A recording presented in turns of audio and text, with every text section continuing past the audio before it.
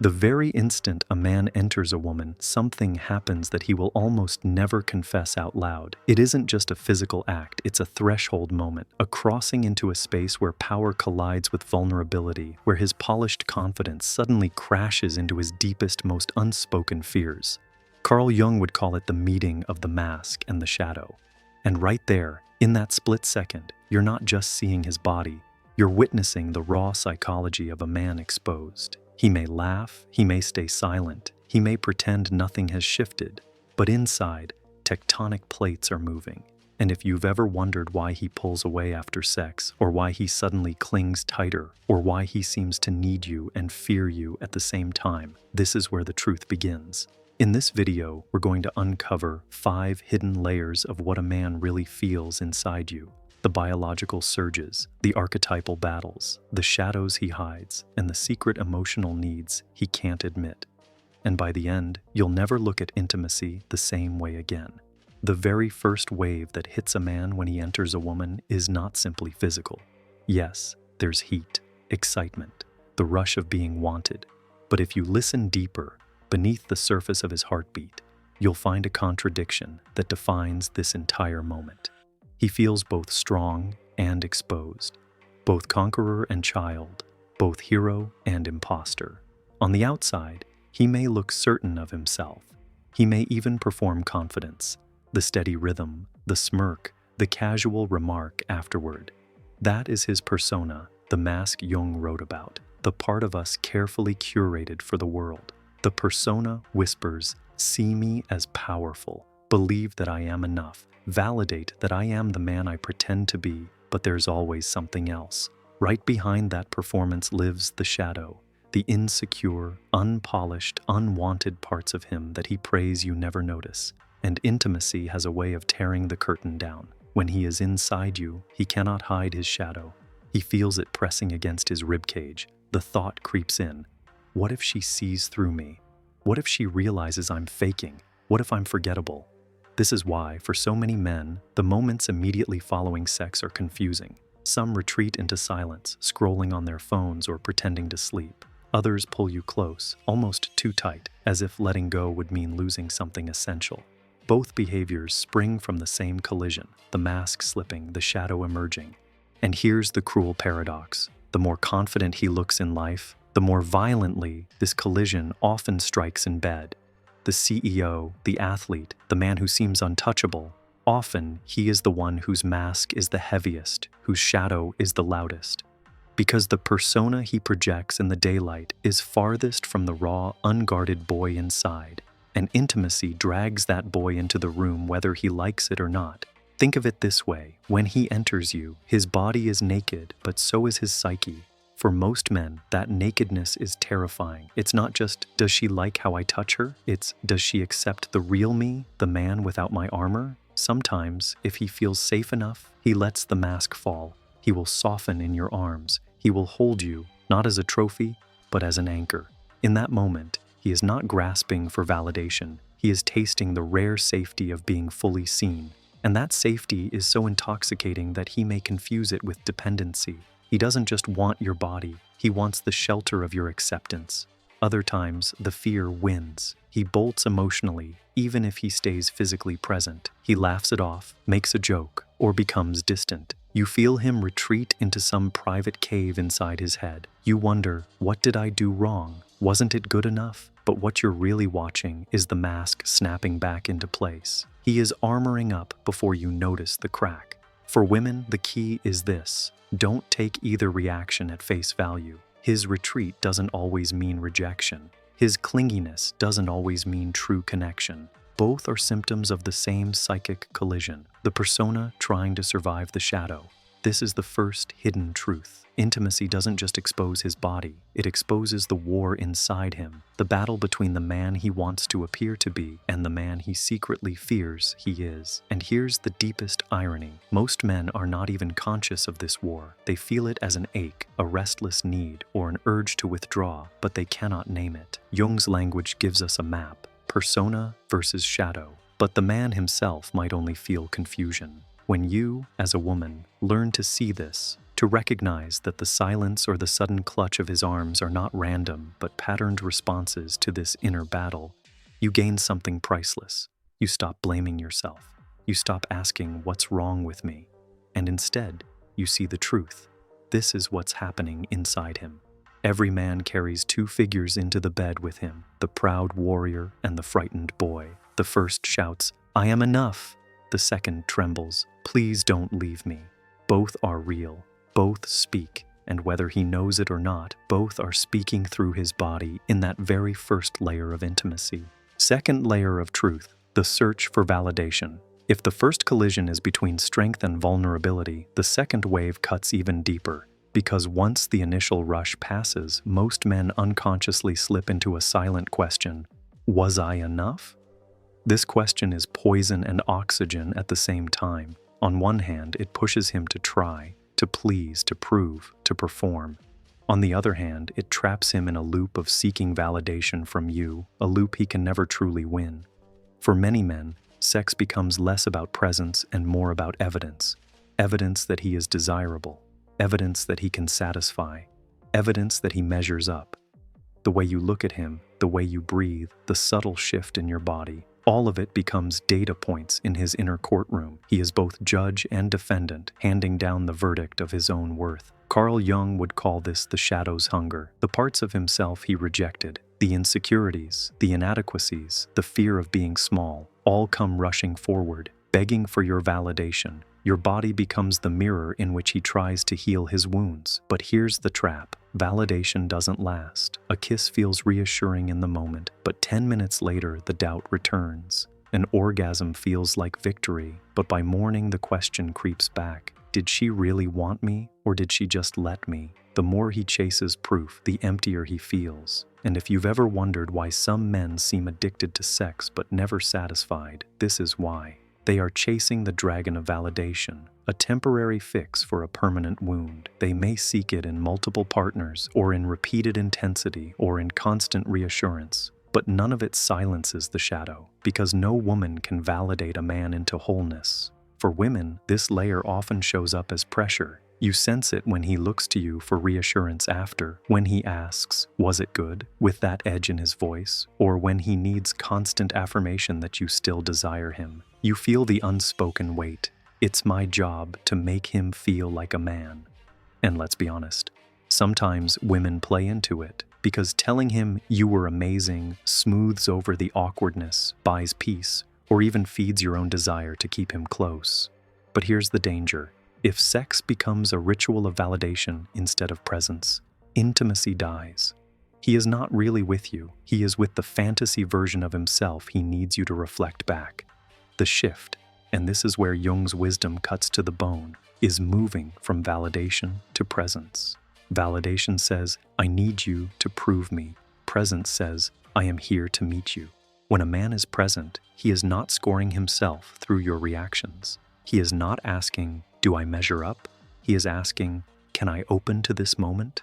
Can I give myself without hiding? Can I feel her, not as proof, but as reality?" That's when sex transforms from performance into communion. And here's the paradox. Presence actually gives him the validation he's been chasing, but in a deeper way. Not as an applause line, not as a quick fix, but as a lived experience of being enough because he is fully here. For women, the key here is boundary and clarity. You cannot fix a man's emptiness by feeding him endless reassurance. You cannot fill the bottomless cup of his insecurity. What you can do is recognize the pattern and respond differently. Instead of handing him a trophy, invite him into presence. Instead of answering, "Was I good?" with, "Yes, you were perfect," try, "I loved being close to you." Notice the difference. One is a score, the other is an experience. Because intimacy thrives not where validation is consumed, but where presence is shared. And until a man learns to shift from the hunger for proof to the courage of presence, he will never feel whole inside you. This is the second hidden truth, that beneath the sheets, many men are not simply making love. They are desperately searching for themselves. And only when they stop looking for a grade and start looking for connection does the shadow quiet down and the persona finally dissolve. Third layer of truth, the impulse to merge. After the rush of power, after the hunger for validation, there comes another wave, one that most men cannot even put into words. It's the impulse to dissolve, to merge, to lose the hard edges of self. For a fleeting moment, he doesn't just want sex, he wants belonging. Biology sets the stage, of course. Neurochemicals fire, oxytocin, dopamine, creating a sense of closeness, bonding, attachment. But biology alone cannot explain the intensity. What really surges here is archetypal. Jung would call it an encounter with the anima, the inner feminine every man carries inside his psyche. When he is inside you, and especially when he feels emotionally safe, he doesn't just touch your body, he brushes up against his own hidden feminine. That part of him longs to connect, to soften, to be held rather than to perform. And the paradox is explosive. The masculine thrust collides with the feminine pull. He feels himself dissolving into you, and for a moment he is not separate, he is home. But here lies the danger. That impulse to merge can express itself in very different ways. Sometimes it looks like obsession. You are my everything. Without you, I am nothing. He mistakes the glimpse of wholeness for proof that you alone complete him. He clings, he controls, he fears losing you like oxygen. Other times, it shows up as denial. It didn't mean anything. It was just sex. He runs from the very same intensity, terrified that admitting its depth would unravel his carefully built identity. He tells himself the connection was casual, but his nervous system betrays him. He still thinks about you, still feels the imprint of your presence. Both obsession and denial are distortions of the same truth, the merging impulse. One man grasps it too tightly, another man shoves it away. But underneath, both are responding to the same deep force, the hunger to return to wholeness through the feminine. When a man integrates this impulse, the picture changes. Instead of trying to possess you or pretending it meant nothing, he allows himself to say, "That moment mattered. It touched something real in me, but I don't need to cage you to keep it alive." Integration means he carries the connection as part of his growth, not as proof of his worth or as fuel for his fear. For women, this layer is crucial to understand, because when he clings too hard, you may feel smothered. When he denies, you may feel discarded. Neither reaction is about your value. Both are about his relationship with his own anima, whether he can honor her presence within himself or whether he must project her entirely onto you. And here's the uncomfortable beauty. When he's inside you, he isn't just meeting you, he's meeting himself. The parts of him he locked away, the tender, the receptive, the vulnerable, rise up to the surface. You become the mirror of his inner feminine, whether you asked for that role or not. This is why sex changes things, even when both people swear it's just casual. Because the psyche doesn't do casual. The body records, the unconscious records. The merging impulse leaves fingerprints on his soul. This is the third hidden truth, that in the depths of intimacy, a man is not only making love to a woman, he is also confronting the neglected feminine within himself. And how he handles that confrontation will determine whether he grows, obsesses, or runs. Fourth layer of truth, fear and love arrive together. This is the paradox that almost no man will ever admit. When he goes inside you, fear and love arrive at the same time, not one after the other, together, side by side, colliding in his chest like two storms meeting in the same sky. On the surface, he may tell himself it's just sex, that it's casual, that he can keep it light, detached, under control. But his body doesn't lie, and his psyche doesn't play along, because the nervous system keeps receipts. Fear usually shows up first. Fear of comparison. What if I don't measure up to the others? Fear of irrelevance. What if she forgets me tomorrow? Fear of being fully seen. What if she discovers I'm not who I pretend to be? Fear slithers in, whispering that exposure equals rejection. But right on the heels of fear comes love. Not necessarily the kind of love that wants a relationship or a ring, but the softer, quieter recognition. I am touched by this person. I feel bonded. I feel something that terrifies me because I can't control it. This is why intimacy can be so destabilizing for men. They are taught that love is weakness, that fear is weakness, that needing anyone makes you less of a man. And yet here, in bed, both flood him at once. He feels the pull of attachment and the dread of dependency in the same breath. Jung would say this is the psyche pulling him toward integration. The shadow surfaces, the anima awakens, and the persona begins to crack. Fear is the voice of the ego resisting collapse. Love is the voice of the soul calling him forward. Both are necessary, both are unavoidable. But most men don't know how to hold both, so they split. Some choose fear. They withdraw, detach, avoid eye contact, make it seem meaningless. Others choose love, but in an unsteady, grasping way. They smother, idealize, rush to claim you as the one, not because they truly see you, but because they can't handle the raw vulnerability they just felt. Neither extreme is sustainable. The real maturity, the rare integration, is to sit in the tension, to admit, I feel scared, I feel tender, I feel close, and I will not run from either. That is the man who begins to grow. That is the man who can stay present without drowning in his own contradiction. For women, this truth can be liberating, because you stop reading his fear as rejection and his love as possession. You see them both for what they are, the natural twin responses of a psyche meeting intimacy head-on. His pulling away doesn't always mean he doesn't care.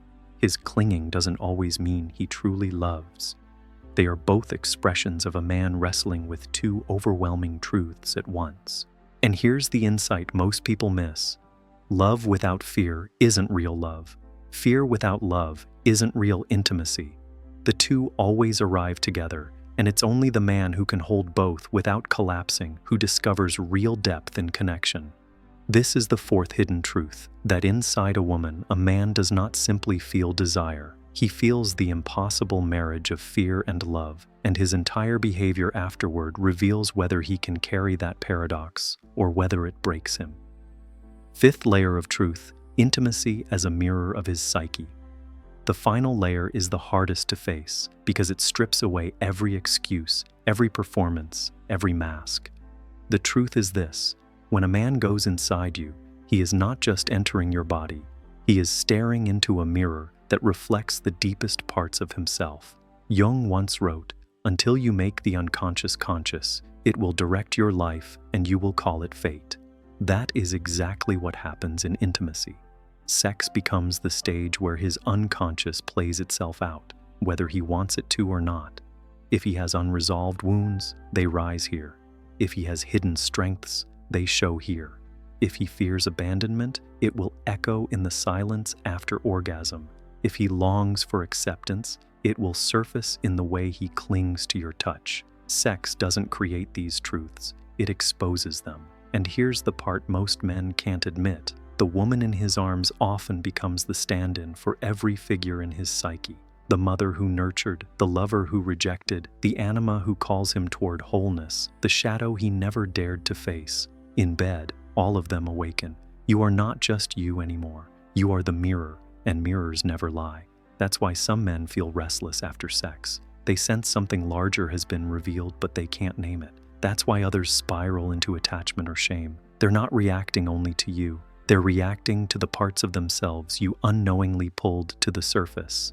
For women, this is the most freeing realization, because his behavior afterward is not a verdict on your worth. It's a reflection of his inner world. His distance doesn't mean you failed. His intensity doesn't mean you owe him more. His reaction is a map of where he is with himself. And for men, this is both terrifying and liberating. Terrifying because you can no longer pretend sex is just physical. Liberating because you realize every intimate encounter is a chance to integrate, to face the shadow, to embrace the anima, to step out from behind the persona. Intimacy becomes initiation, a chance to grow, not just to perform. This is the fifth hidden truth, that every time he goes inside you, a man is confronted with himself. And until he learns to face that reflection, he will keep confusing his needs, his fears, and his projections with love. The truth is clear now. When a man enters a woman, he's not just in her body. He's face to face with his shadow, his hunger, his fear, his love, and with the mirror that never lies. And that's the real reason intimacy changes everything. Not because of the position, not because of the performance, but because in that moment, both of you are naked, far beyond the skin. But here's the question I'll leave you with, and it's the one most people are too afraid to even ask. Do you also want to know what a woman really feels when he's inside her, and what Jung himself revealed about it? Tell me in the comments if you're ready for me to expose that hidden side, because this story isn't finished. This is only one half of the truth, and if you don't want to miss the next half, make sure you're here when it drops. Subscribe, share this with someone who needs to hear it, and get ready, because the mirror always turns back on you.